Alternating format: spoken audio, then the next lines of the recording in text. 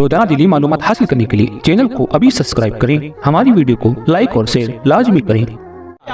ہم جس گاؤں میں پیدا ہوئے، ہم جس شہر میں پیدا ہوئے، ہمیں اپنا وہ گاؤں پیارا ہے، ہمیں اپنا وہ شہر پیارا ہے، ہمیں اپنی وہ زمین پیاری ہے، ہمیں کھیت کھلیان پیارا ہے، ہمیں اپنی گلیاں پیاری ہیں، ہمیں اپنی سڑکیں پیاری ہیں، اور ان تمام چیزوں سے پیار کرنا اس بات کی ضمانت ہے کہ یقیناً یہ بندہ اپنے وطن سے بھی محبت کرتا۔ ہندوستانی مسلمان اپنے وطن کا باغی و غدار نہیں ہو سکتا۔ اس کی وجہ یہ ہے کہ تم ہمیں دھمکاتے ہو کہ پڑوسی ملک میں چلے جاؤ۔ ارے جنہیں جانا تھا وہ پارٹیشن کے موقع پر جا چکے، ہمیں جانا ہوتا تو ہم بھی تب چلے گئے ہوتے۔ جنہیں اس وطن سے پیار نہیں تھا، اس وطن کو چھوڑ کر وہ جا چکے۔ ہم تو یہاں پر اس لیے آج بھی ہیں کیونکہ ہمیں اس وطن سے پیار ہے، اور اس وطن سے مسلمان محبت کیوں نہ کرے۔ اس وطن کی مٹی میں ہمارے باپ دادا کی ہڈیوں کے چوڑے ملے ہوئے، ہمارے باپ دادا کا جب انتقال ہوا تو انہی مٹی میں دفن کیا گیا اور اسی مٹی کے اندر آج ان کی ہڈیاں موجود ہیں۔ ہم اس وطن سے کیسے نفرت کر سکتے، اس وطن سے کیسے بغض و عداوت رکھ سکتے؟ یقیناً یہ مسلمانوں پر بہت بڑا الزام ہے۔ میرے پیارے آقا کے پیارے دیوانوں، کوئی کم علم، کوئی بے پڑھا لکھا پڑوسی ملک کرکٹ کا میچ جیت جائے اور اس پر پٹاخے پھوڑے تو اب اسے تم یہ کہو کہ اسے اس وطن سے پیار ہے، اس ملک سے پیار ہے، یہ اپنے ملک کا باغی ہے، تو میں کہوں گا اس نے جو غلطی کی ہے یقیناً وہ قصوروار ہے۔ اب اس قصور کی سزا تنہا اسے ملے، اس کا الزام تنہا اس کے سر پر ہو، لیکن ایک مسلمان کی غلطی کی وجہ سے تم سارے مسلمانوں کو ملک کا باغی و غدار کیسے کہہ سکتے؟ میرے پیارے آقا علیہ الصلوۃ والتسلیم کے پیارے دیوانوں، اس ملک سے ہم مسلمان پیار کیوں نہ کریں؟ آئیے تاریخ کے اوراق پلٹ کر میں آپ کو بتاؤں کہ اس ملک سے ہمارا آپ کا کتنا پرانا رشتہ، کتنا پرانا رشتہ۔ جانتے ہو حضرت آدم علیہ السلام، آپ نے جب جنت میں گندم کا دانہ کھایا تو جنتی لباس جو آپ نے پہنا تھا وہ لباس اس دانے کے کھانے کی وجہ سے دھیرے دھیرے دھیرے سکڑنے لگا، چھوٹا ہونے لگا، اور جب وہ چھوٹا ہونے لگا تو آدم علیہ السلام اپنے جسم کو ڈھانکنے کے لیے شرم و حیا کی بنیاد آپ نے جنتی درختوں کے پتے توڑے اور توڑ کر اسے اپنے جسم کو ڈھانکنا شروع کر دیا۔ حضرت ماں ہوا نے بھی یہی کیا، ہمارے باپ آدم علیہ السلام نے بھی یہی کیا۔ گندم کا دانہ کھانے کی وجہ سے جسم کا لباس غائب ہو گیا، سطر کھل گئی، آپ نے اسے جنتی درختوں کے پتوں سے دوبارہ ڈھانک لیا۔ رب تبارک تعالیٰ نے فرمایا آدم اب تم جنت میں نہیں رہ سکتے، اب تمہیں زمین کی طرف کوچ کرنا ہوگا۔ آدم علیہ السلام کو رب تبارک تعالیٰ نے اس خطا کی بنیاد جنت سے زمین کی طرف اتارا۔ شاید آپ نے سنا نہیں ہوگا، آئیے میں آپ کو بتاتا چلوں۔ میرے پیارے آقا کے پیارے دیوانوں، ہم ہندوستانی مسلمان اس وطن سے محبت کیوں نہ کرے؟ اس کی وجہ کہ ہمارے باپ آدم علیہ السلام کو جب رب قدیر نے جنت سے زمین پر اتارا تو کسی اور ملک میں نہیں اتارا ہے، بلکہ ہمارے ملک ہندوستان میں سرندیپ کی پہاڑیوں پر اتارا۔ سرندیپ کی پہاڑیاں، وہ پہاڑیاں اگرچہ آج وہ شری لنکا کے حصے میں، اس وقت وہ ہندوستان کا حصہ ہوا کرتی تھی، ہندوستان کا۔ اور آپ کو شاید پتہ نہ ہو، آج بھی سرندیپ کی پہاڑیوں پر آدم علیہ السلام کے قدموں کے نشان موجود ہیں، اور دنیا کے مختلف مذاہب والے جو وہاں پہنچتے ہیں وہ آج بھی اللہ کے نبی کے قدموں کے نشان کی زیارت کیا کرتے ہیں۔ تو ہمارے باپ آدم علیہ السلام کو کسی اور ملک میں نہیں، اسی ہندوستان میں اتارا گیا۔ ہم اس وطن سے محبت کیوں نہ کرے؟ اے مسلمانوں، ہمارے باپ اسی زمین پر آئے ہیں، اور یہ بھی سن لو جب آپ آدم علیہ السلام زمین پر آئے ہیں تو میرے آقا کا نور آپ کے پشت انور پہ چمک رہا تھا۔ پتہ چلا روئے زمین پر اگر میرے نبی کا نور سب سے پہلے کہیں چمکا ہے تو مکے مدینے میں نہیں چمکا ہے، ہند کی سرزمین پر چمکا۔ اور آدم علیہ السلام تمام انسانوں کے باپ بن کر آئے، آدم علیہ السلام اللہ کے پہلے نبی بن کر آئے۔ اب جب آدم علیہ السلام پہلے نبی بن کر آئے تو ہمیں یہ بھی پتا چلا کہ ہندوستان کی سرزمین وہ سرزمین ہے جہاں سب سے پہلے جبرائیل علیہ السلام کے قدم پڑے۔ تو اب ذرا سوچے ہمارا کتنا پرانا رشتہ ہے۔ میرے پیارے آقا کے پیارے دیوانوں، اگر میں کہوں تو غلط نہیں ہوگا आर्या लोग जो हैं वो बाद में आए हैं, हमारे बाप आदम अलैहिस्सलाम सबसे पहले आए हैं। मेरे नबी का नूर हिंदुस्तान की सरजमीन पर चमका है, जिब्राइल अलैहिस्सलाम के कदम हिंदुस्तान की सरजमीन पर पड़े हैं। और आपने सुना होगा आदम अलैहिस्सलाम के बेटे हजरत शीस अलैहिस्सलाम, और शीस अलैहिस्सलाम की कब्र के हवाले से ये मशहूर रिवायत है कि अयोध्या में शीस अलैहिस्सलाम की कब्र मुबारक मौजूद है। एक कब्र जिसके हवाले से जो बहुत लंबी चौड़ी है, तारीख निगारों ने लिखा कि ये शीस अलैहिस्सलाम की मज़ार मुबारक है, और बाज लोगों ने लिखा कि नूह अलैहिस्सलाम की कब्र मुबारक है। और सिर्फ यही नहीं बल्कि आगे मैं आपको बढ़कर बताता चलूं, ऐ मुसलमानों, बाज तारीख निगारों ने यहां तक लिखा है कि 1,24,000 40,000 कमोबेश अंबिया जो रुए जमीन पर जलवागर हुए, उसमें से तकरीबन 40 नबी ऐसे हैं जिन्हें अल्लाह ने हिंदुस्तान की सरजमीन पर मबूस फरमाया है। 40 अंबिया, और उनकी कब्रें भी हिंदुस्तान में मौजूद हैं। हाँ, कौन से मकामात पर हैं, कहां कहां उनकी कब्रें हैं, कौन कौन से नबी हैं, इसके हवाले से कोई तारीख नहीं मिलती। लेकिन रिसर्च करने वालों ने यह बात बताई कि तकरीबन 40 अंबिया की कब्रें हिंदुस्तान में मौजूद हैं।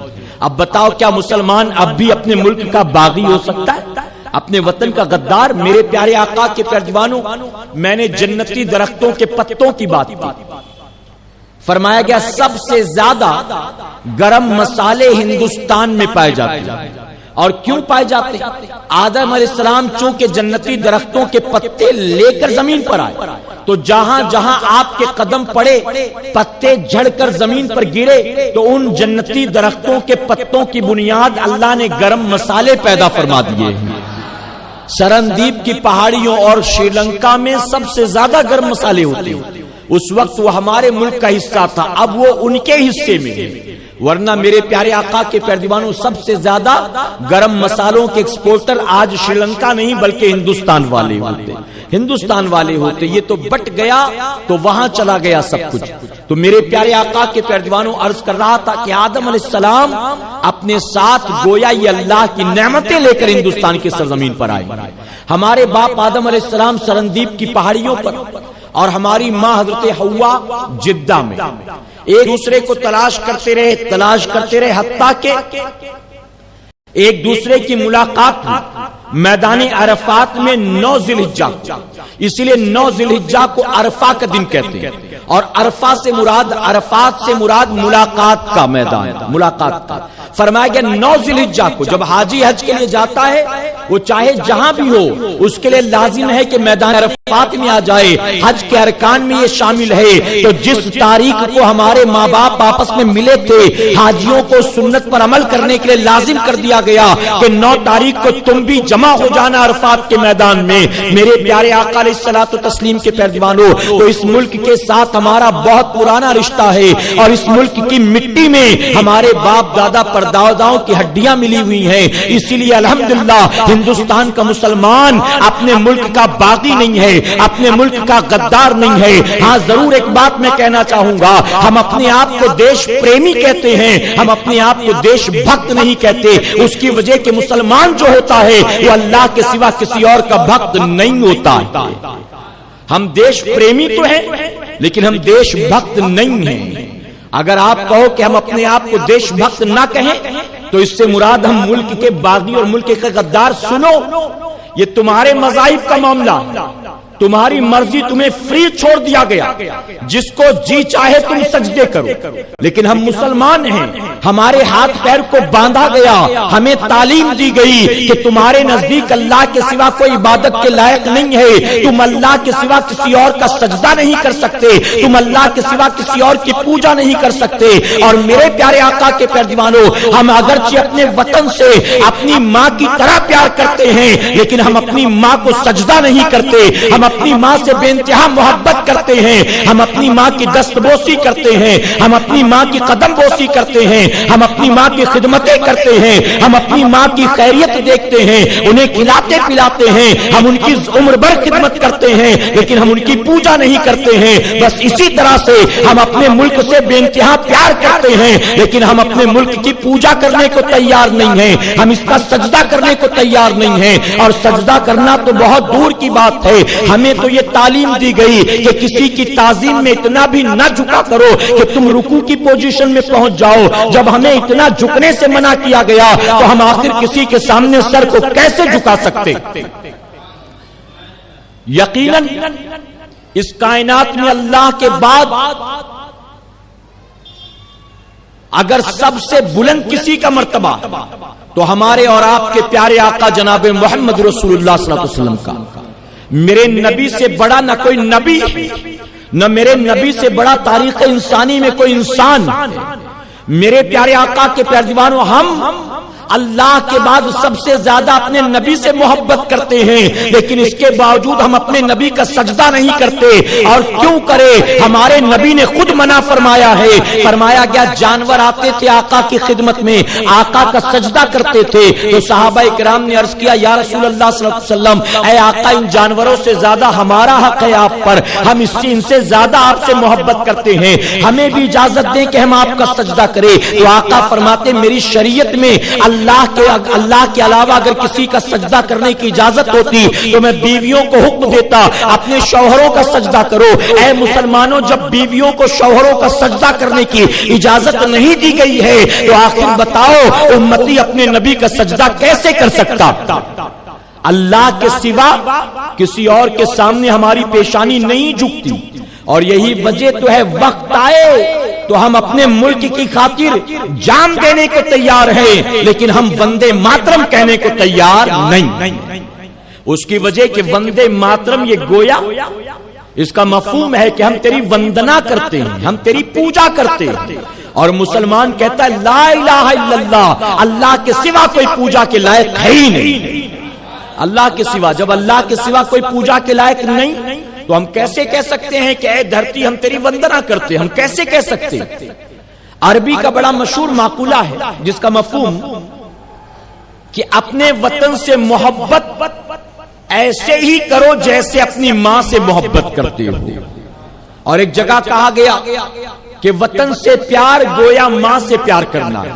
تو اگر عربی کے اس معقولے کے اعتبار سے دیکھیں, تم کہتے ہو بھارت ماتا ماتری بھومی, اور ہم اسے اپنی ماں کی طرح چاہتے ہیں, اپنی ماں کی طرح. میرے پیارے آقا کے پیارے دیوانوں, اور ہم اپنی ماں کو سجدہ نہیں کرتے تو یقیناً اس مٹی کو بھی ہم سجدہ کرنے کو تیار نہیں. حالانکہ تاریخ شاہد ہے جب بھی وقت پڑا تمہارے ساتھ ساتھ ہم نے بھی اپنی جانوں کا نذرانہ پیش کیا. تم اگرچہ آج ہمیں دیش دروہی کہو, آج ہمیں باغی کہو, آج ہمیں غدار کہو, لیکن تاریخ کی اوراق کو تم مٹا نہیں سکتے ہو. تاریخ نے سرخ لفظوں سے جو اپنے سینے پر محفوظ کر لیا اسے قیامت تک بدلا نہیں جا سکتا ہے. اے سرکار مدینہ علیہ الصلوۃ والتسلیم کے پیارے دیوانوں, جب ملک کی خاطر تم قربانیاں دے رہے تھے تو تم بھول گئے اس وقت تمہارا دست و بازو بن کر تمہارے ساتھ مسلمان بھی موجود تھا, کلمہ پڑھنے والا موجود تھا. میرے پیارے آقا کے پیارے دیوانوں, آج ایک بہت بڑا الزام یہ بھی ہے کہ اسلام تلوار کے زور پر پھیلا. اسلام تلوار کے زور پر, میں کہوں گا ہاں محمود غزنوی آئے تھے فوج لے کر, شہاب الدین گوری نے بھی چڑھائی کی تھی لشکر لے کر, لیکن ان کی چڑھائی, ان کے حملے, ان کے فوج, ان کے اسلحے کی بنیاد اسلام ہندوستان کی سرزمین پر نہیں پھیلا ہے. اسلام تلوار کی زور پر تم کہتے ہو کہ پھیلا ہے. حق تو یہ ہے کہ کسی فوجی نے, کسی بادشاہ نے, کسی حکمراں نے, کسی سپاہ سالار و اسلحے اور تلوار نے ہندوستان میں اسلام کا پرچم نہیں لہرایا ہے. اسلام کا پرچم لہرایا ہے تو میرے غریب نواز نے لہرایا ہے, صوفیاء نے اسلام پھیلایا ہے, درویشوں نے, پیروں نے, فقیروں نے, اللہ کے نیک اور فرما بردار بندوں نے, وہ جو کسی کا خون بہانا پسند نہیں کرتے تھے, اسلام کا پرچم انہوں نے لہرایا ہے. میرے پیارے آقا کے پیارے دیوانوں, میں آپ کو بتاؤں, پڑھے لکھے لوگ بھی موجود ہیں, بہت توجہ سے سنیں. اگر یہ کہا جاتا اسلام تلوار کی زور پر پھیلا تو سنو, اس ہندوستان میں تقریباً 550 سال تک مغلوں نے حکومت کی ہے. کتنے سال تک؟ 550 ایئرس. 550 سال مغلوں نے حکومت کی ہندوستان میں. کوئی الیکشن کا سسٹم نہیں تھا, کوئی پارلیمنٹ نہیں, نہ راجیہ سبھا, نہ لوک سبھا, نہ کوئی چیف منسٹر, نہ کوئی پرائم منسٹر, نہ کوئی سنویدھان, نہ کوئی قانون. میرے پیارے آقا کے پیروانوں, اس وقت کسی کو بولنے کا حق نہیں تھا سوائے بادشاہ وقت کے, اور بادشاہ وقت جو کہہ دیتا اس میں اپنی عقل کے گھوڑے دوڑانا تو درکنار, اس کی زبان سے نکلا جملہ جو تھا وہ قانون بن جایا کرتا تھا. بادشاہ وقت جو کہہ دے وہی قانون, وہی اس وقت کا آئین, اور اس کا کوئی انکار نہیں کر سکتا. جو انکار کرے اسے یقیناً اپنی جان سے ہاتھ دھونا پڑے. اگر 550 سال مغلوں نے حکومت کی تو یقیناً ہندوستان کے ہر ایک کونے میں مسلمان ہونے چاہیے تھے. اگر تلوار کے زور پر اسلام پھیلانا تھا تو پھر کوئی ہندو کیوں ہے, کوئی کرسچن کیوں ہے, کوئی یہودی کیوں ہے, کوئی پارسی کیوں ہے, کوئی اور باطل مذاہب کا ماننے والا کیوں ہے؟ اگر مغلوں نے 550 سال حکومت کی اور تلوار کے زور پر اسلام کو پھیلایا ہے تو پورے ہندوستان میں سارے کلمہ پڑھنے والے ہوتے, لیکن آپ نہیں دکھا سکو گے کہ تلوار کے زور پر انہوں نے اسلام کو پھیلایا ہے. میرے پیارے آقا علیہ الصلوۃ والتسلیم کے پیروانوں, 550 سال کا عرصہ جو ہوتا ہے وہ کوئی معمولی عرصہ نہیں ہوتا ہے. میں 100 سال کی بات کرتا ہوں, آپ 550 سال کی لمبائی چوڑائی کا اندازہ لگائیں گے. میں 100 سال کی بات کرتا ہوں. آپ اپنے والد کا نام جانتے ہیں, آپ ان کے والد کا نام جانتے ہیں, لیکن آپ کو ان کے والد کا نام نہیں معلوم ہے. ابھی 100 سال کی بات ہے, لیکن آپ کو دادا کے بعد پردادا کا نام یاد نہیں ہے. میں کہتا ہوں 100 سال کا عرصہ گزرا ہے اور آپ کو اپنے پردادا کا نام یاد نہیں ہے.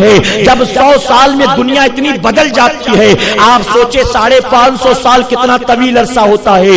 اگر تلوار کے زور پر اسلام کو پھیلانا ہوتا تو اس دور کے مغل بادشاہوں نے اعلان کیا ہوتا اب ہندوستان میں سوائے مسلمان کی اور کوئی نہیں ہوگا.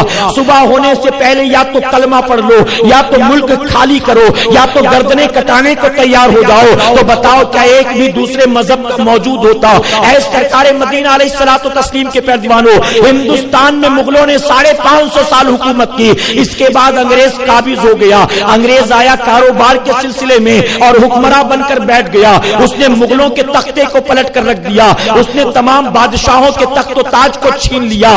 جانتے ہو جب انگریز قابض ہوا 550 سال کے بعد, اس وقت ہندوستان میں سارے کے سارے مسلمان نہیں تھے. نہ 50% تھے, نہ 40% تھے, نہ 30% تھے. اگر تلوار کی زور پر پھیلا ہوتا تو پورا ہندوستان مسلمان ہوتا. لیکن جب انگریز قابض ہوا 550 سال کے بعد میں, تو جانتے ہو ہندوستان میں صرف 20% لوگ مسلمان تھے. کتنے پرسنٹ؟ اب بات کلیئر ہو گئی نا. 550 سال میں تو سب کو بنا دیتے, لیکن 20% مسلم. 20% کیوں؟ اس کی وجہ کہ تلوار کے زور پر اسلام نہیں